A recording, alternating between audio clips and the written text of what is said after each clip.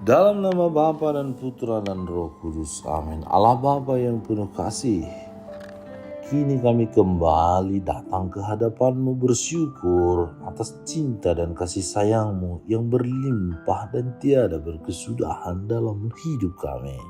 Kami mohon bantulah kami untuk mampu menemukan butir-butir kasih dalam setiap pengalaman hidup kami, serta bukalah pintu hati pikiran serta perkataan dan perbuatan kami agar sesuai dengan teladan yang Engkau berikan. Dengan pengantaraan Kristus, Tuhan dan Penyelamat kami. Amin.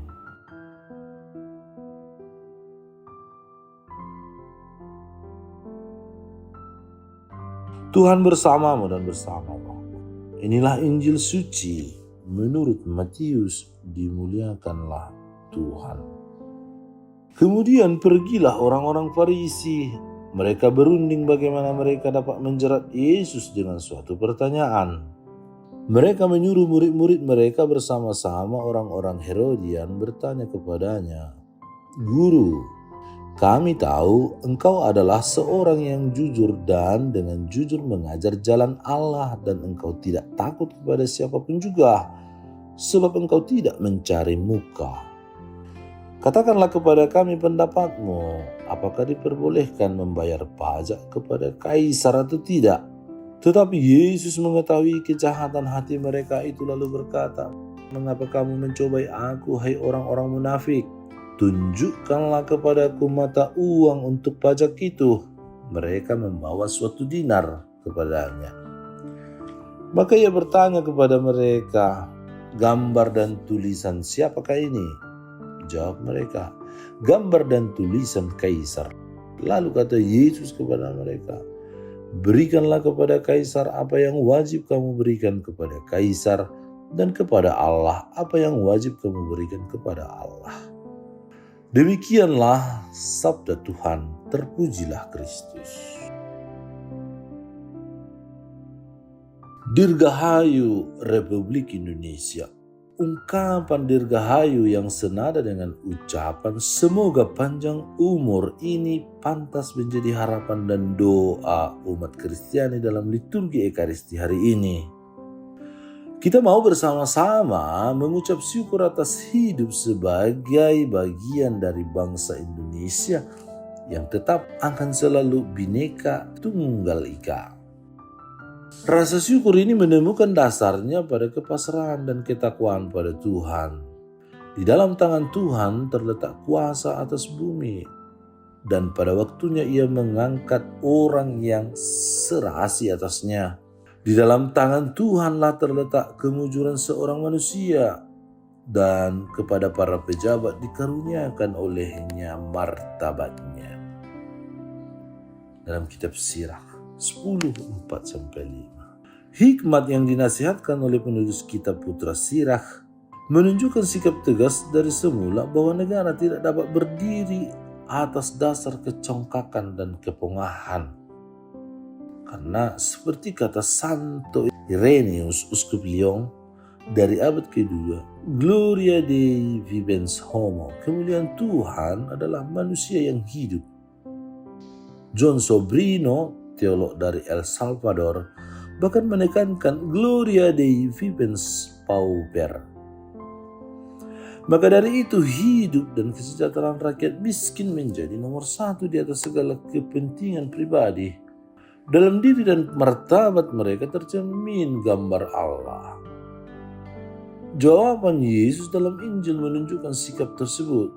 Berikanlah kepada kaisar apa yang wajib kamu berikan kepada kaisar, dan kepada Allah apa yang wajib kamu berikan kepada Allah. Kemunafikan dari orang-orang Farisi yang menjadi lawan bicara Yesus terbongkar di hadapan keterus-terangan Yesus yang meletakkan duduk permasalahannya pada tempatnya yang benar. Bukan dengan maksud untuk menjerat atau menjatuhkan yang lain. Pertanyaannya sendiri memang menimbulkan dilema. Jawaban yang negatif akan menimbulkan reaksi dari kekuasaan Romawi, sedangkan jawaban positif akan membuat Yesus kehilangan simpati rakyat. Dalam hal ini, jawaban Yesus yang tidak terduga tidak dapat dikatakan sebagai satu kampanye politik. Karena Yesus tidak memilih model kompromistis dari orang-orang Herodian maupun model kekerasan revolusioner kaum Zelot. Yesus menarik diri dari logika keberpihakan dan menjauh dari dilemanya, tetapi bukan karena takut jatuh dalam sikap kompromistis. Sebaliknya, Yesus membawa topiknya sendiri ke puncak inspirasinya, yakni satu konsep yang benar tentang ketergantungan manusia di hadapan Allah dan konsekuensinya tentang kebebasan manusia atau ketergantungan manusia yang tepat di hadapan pemerintah. Yesus tidak mempersoalkan legitimasi atau keabsahan kekuasaan Romawi, melainkan mengetengahkan satu kriteria baru dari Allah yang menentukan keberadaan manusia. Jawaban Yesus dapat dibaca dari dua sisi. Di hadapan satu tendensi pemerintahan yang teokratik seperti kaum Zelot pada masa Yesus, ditegaskan satu spasi yang harus ada bagi masyarakat, satu struktur kekuasaan yang mengaturnya. Primat Allah tidak menghilangkan ruang tanggung jawab manusiawi dalam masyarakat. Berikanlah kepada kaisar apa yang wajib kamu berikan kepada kaisar. Sementara itu di hadapan satu politik pemerintahan yang sifatnya invasif seperti kekaisaran Romawi, tekanan jatuh pada afirmasi yang kedua, berikanlah kepada Allah apa yang wajib kamu berikan kepada Allah. Kekuasaan politik apapun itu, Romawi, Yahudi, atau Kristiani, tidak dapat menghilangkan manusianya. Kesadaran manusia tidak dapat disesuaikan sepenuhnya dengan kepentingan negara karena kesadaran dan kebebasan manusia adalah milik Tuhan. Di sinilah letak firman Allah, prioritas kedaulatan Allah. Dengan demikian manusia bebas di hadapan setiap kekuasaan yang terlalu dominan. Justru pengakuan akan primat Allah inilah yang menjadi dasar bagi negara untuk melaksanakan kekuasaannya sekaligus kebebasan manusia di hadapan pemerintahan tersebut. Itulah sebabnya dalam kesempatan Hari Raya Ulang Tahun ke-80 kemerdekaan Negara Kesatuan Republik Indonesia, pantaslah kita renungkan kata-kata Yesus yang tegas ini. Berikanlah kepada kaisar apa yang wajib kamu berikan kepada kaisar, dan kepada Allah apa yang wajib kamu berikan kepada Allah. Matius 22:21. Supaya kita belajar menjadi semakin hari semakin mampu memberikan sumbangan yang terbaik bagi negara kita ini. Tuhan Yesus, terima kasih atas sabdamu yang meneguhkan. Sabdamu adalah roh dan kehidupan.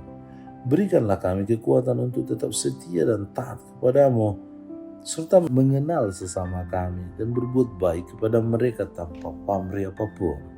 Sebab Engkaulah Tuhan dan pengantara kami yang hidup dan meraja kini dan sepanjang segala masa. Amin. Tuhan bersamamu dan bersama rohmu. Semoga saudara sekalian dilindungi, dibimbing dan diberkati oleh Allah yang Maha Kuasa, Bapa dan Putra dan Roh Kudus. Amin.